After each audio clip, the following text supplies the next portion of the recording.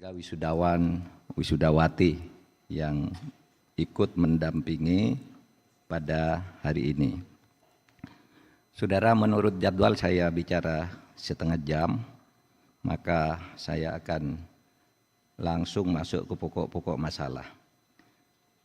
Ada 3 kata yang sangat penting di dalam orasi ini, yaitu kata etika, moral, dan hukum. Ya, semua kata itu rangkaian kata yang banyak itu penting, tapi saya akan bicara etika, moral, dan hukum. Karena tadi saya mendengar dari pidato Pak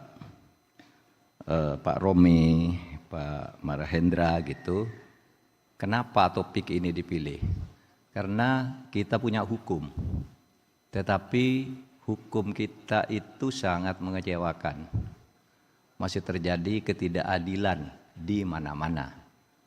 Penegakan hukum juga ditandai oleh berbagai transaksi. Jual beli kasus, jual beli vonis. Orang boleh marah, Pak Mahfud kok bilang begitu? Saya punya buktinya banyak kalau minta buktinya. Vonis bisa dibeli, kasus bisa dibeli, bisa dipesan tuh pasal-pasalnya. Kalau ada kasus gini, nanti ada mafianya yang datang. Tolong nih pakai pasal sekian saja dakwaannya. Yang nangani nanti penyidiknya ini. Udah dipesan lebih dulu.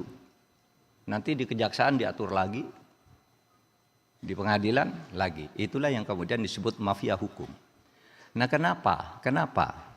Banyak sekali masalah-masalah hukum itu yang kalau dilihat dari sudut aturan atau normanya itu bagus semua.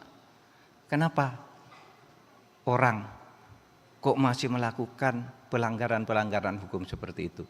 Karena hukum hanya difahami sebagai norma.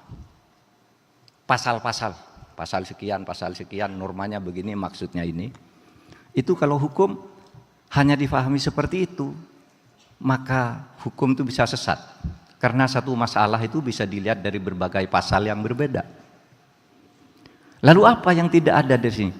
Tidak ada etika dan moral yang seharusnya menjadi dasar dari penegakan hukum. Oleh sebab itu saya memberi payung terhadap kuliah singkat ini Pancasila, karena ini kita ada di Universitas Bung Karno.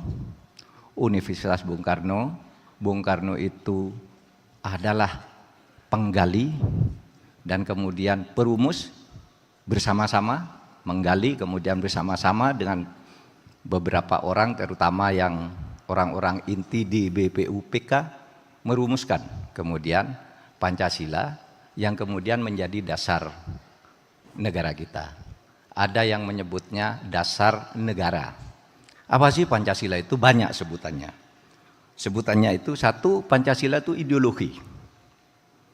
Ada yang bilang Pancasila itu dasar negara. Ada yang bilang pandangan hidup bangsa.